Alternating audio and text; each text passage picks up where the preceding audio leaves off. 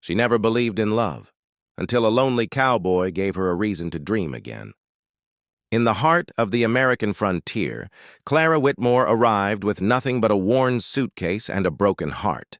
She had stopped believing in love, family, and happy endings, until Samuel Hayes, a quiet cowboy with a troubled past, offered her a place on his ranch. But when Samuel suddenly had to leave, Clara feared she would lose the one person who had made her believe in love again. Will Samuel return? And will Clara finally dare to dream of a life with him? If you enjoy emotional Old West love stories like this video, share it with your friends, and subscribe to the channel for more unforgettable stories. Now let's get started. In the spring of 1878, Clara Whitmore arrived in the dusty frontier town of Red Creek with a worn leather suitcase, a faded blue dress, and only a few coins tucked inside her purse. The journey from Missouri had taken nearly 2 weeks, but Clara had not complained once. She had learned long ago that life did not care whether a person was tired. Her parents were gone, and the small home she had once known had been sold to pay their debts. With nowhere else to turn, Clara traveled west, hoping to find honest work and a place where she might begin again. Yet she carried one secret with her. She had stopped believing in love. At the town's general store, Clara asked the owner if he needed help. Before he could answer, the door opened behind her. A tall cowboy stepped inside. He wore a weathered brown coat, dusty boots, and a black hat pulled low over his eyes. His name was Samuel Hayes, owner of a modest ranch several miles beyond the town. His eyes briefly met Clara's. "You new around here?" he asked. "Yes, sir." "You look like someone running from something." Clara tightened her fingers around her suitcase. "Perhaps I am." Samuel said nothing more. He simply bought his supplies and left.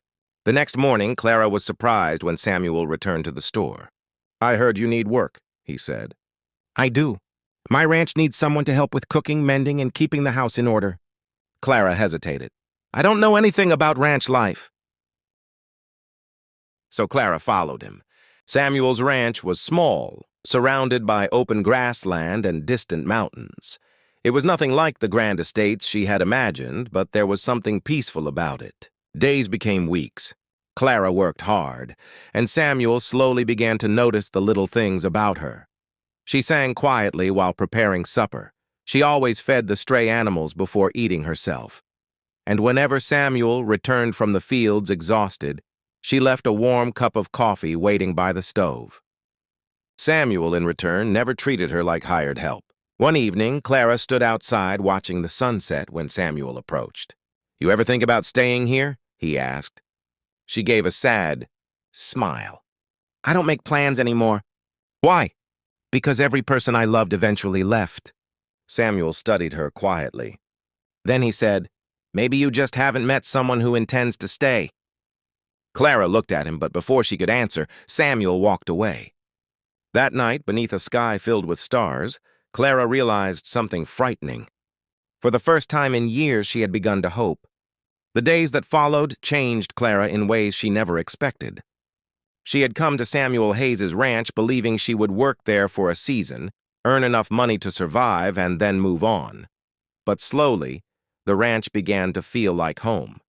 Samuel never rushed her. He never asked about the pain she carried unless she wished to speak of it. Instead, he showed his feelings through small acts of kindness.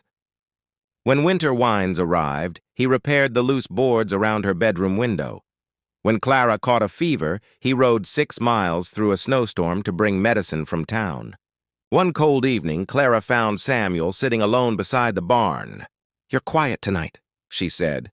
Samuel looked toward the dark hills. "My brother Daniel is working at a mining camp in Colorado. I received word that there has been trouble there." Clara's heart sank. "You're going after him?" "I have to." She nodded, though fear tightened her chest. Samuel would leave at dawn. That night, Clara stood outside beneath the silver moonlight. She finally understood why she had been so afraid of loving anyone. Love meant having something to lose. At sunrise, Samuel prepared his horse. Before he mounted, Clara approached him. "I never dreamed of love," she whispered. Samuel smiled gently.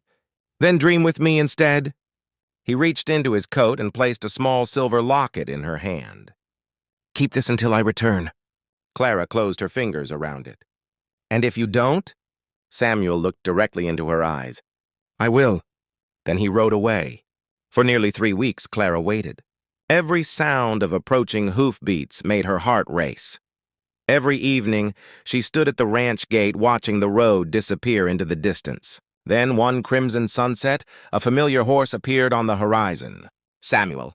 He was tired, dusty, and bruised, but alive. Clara ran toward him. Samuel climbed down just before she reached him, and she threw her arms around his neck. "I was afraid you wouldn't come back," she whispered. "I promised you." Tears filled her eyes. "I think I finally understand what you meant." Samuel smiled. "What?" Clara looked toward the ranch, then back at him. "I dreamed." "And what did you dream about?" She rested her head against his chest. "A home, a family, a life with you." Samuel gently kissed her forehead. "That sounds like a fine dream." "It is," Clara whispered, "and this time I don't want to wake up." Months later, beneath the wide Montana sky, Clara and Samuel were married. She had once believed love was a dream meant for other people. But sometimes the heart only needs one person brave enough to say, "Dream with me instead."